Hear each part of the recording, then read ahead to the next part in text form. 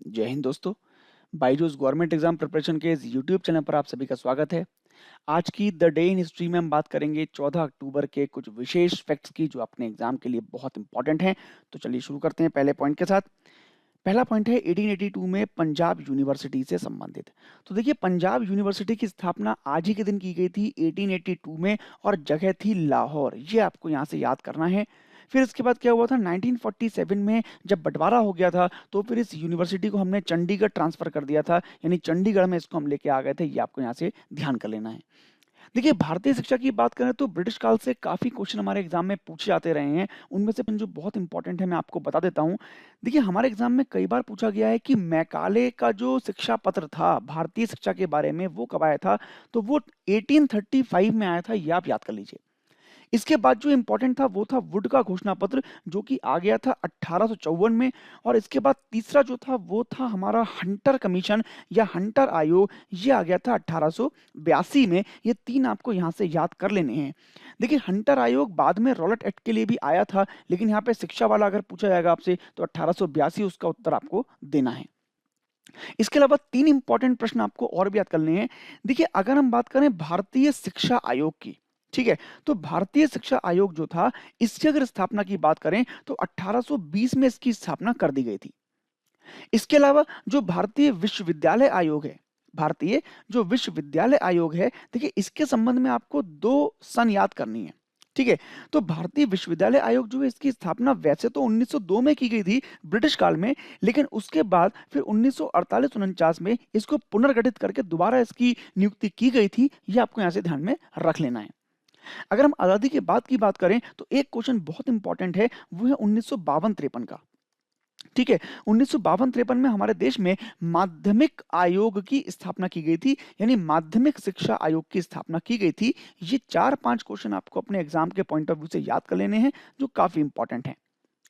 Next point की ओर बढ़ते हैं। 1884 में तो लाला हरदयाल, जी हाँ, लाला हरदयाल जो भारत के प्रसिद्ध क्रांतिकारी थे और गदर पार्टी के संस्थापक थे, उनका जन्म हुआ था 14 अक्टूबर को। ये आपको याद कर लेना है। तो लाला हरदयाल जी काफी समय तक क्रांतिकारी गतिविधियों में एक्टिवेट रहे थे, उसमें एक्टिव रहे थे।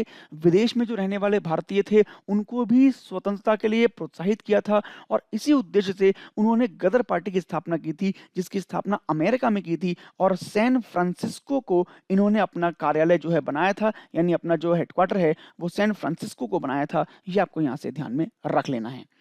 देखिए, लाला हरदयाल की बात करें तो लाला हरदयाल के बारे में जो एग्जाम के लिए इंपॉर्टेंट क्वेश्चन है, वो एक तो गदर पार्टी की स्थापना से संबंधित है। दूसरा, एक स्थापना इन्होंने और की थी, जो थी यंग मैन इंडिया एसोसिएशन। इसका उद्देश्य बस यही था कि जो भारत के युवा हैं उनको क्रांति के लिए प्रोत्साहित किया जाए। देखिए, लाला हरदयाल जी के बारे में तीन बातें आपको और ध्यान रखनी है। तीन बुक्स हैं जिनके बारे में आपको पता होना चाहिए, जो लाला हरदयाल जी के द्वारा लिखी गई थी। उनमें से एक तो बहुत इंपॉर्टेंट है, जो कि है doctrine of Bodhisattva, doctrine of Bodhisattva. ठीक है, इसके अतिरिक्त जो एक और बुक है इनकी, वो है hints for self culture, hints for self culture. और एक तीसरी आप और याद करिए, जो कि है glimpse of world religion, glimpse of world religion. ठीक है, ये तीन बुक्स के नाम हमारे एग्जाम में कई बार पूछे गए हैं, जिसमें से डॉक्ट्रिन ऑफ बोधिसत्व तो बहुत इंपॉर्टेंट है, जो कई बार हमारे एग्जाम में रिपीट की गई है। तो ये आपको यहाँ से याद कर लेना है। गदर पार्टी का मुख्यालय याद रखिएगा सैन फ्रांसिस्को, जो कई बार हमारे एग्जाम में पूछा गया है। आगे बढ़ जाते हैं अगले पॉइंट की तरफ। नेक्स्ट पॉइंट है 1964 में मार्टिन लूथर किंग से संबंधित। ठीक है, तो देखिए, मार्टिन लूथर किंग का नाम आप सभी ने सुना होगा। मार्टिन लूथर किंग को आज ही के दिन 14 अक्टूबर को ही जो नोबल का शांति पुरस्कार है वो दिया गया था। ये आपको यहाँ से याद कर लेना है।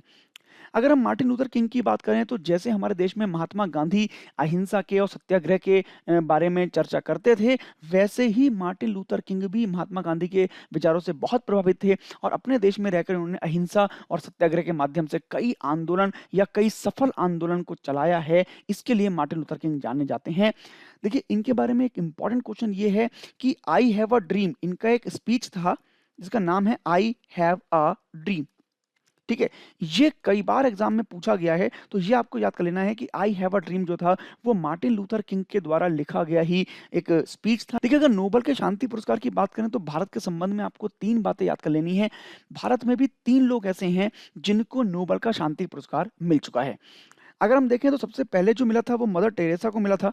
मदर टेरेसा को ये 1979 में इनको मिल गया था भारत के लिए शांति पुरस्कार नोबेल का। इसके बाद देखिए अभी 2014 में ही हमारे देश के ये एक सामाजिक कार्यकर्ता हैं जिनका नाम है कैलाश सत्यार्थी। कैलाश सत्यार्थी, ठीक है, इनको अभी 2014 में ही नोबेल का शांति पुरस्कार मिला था।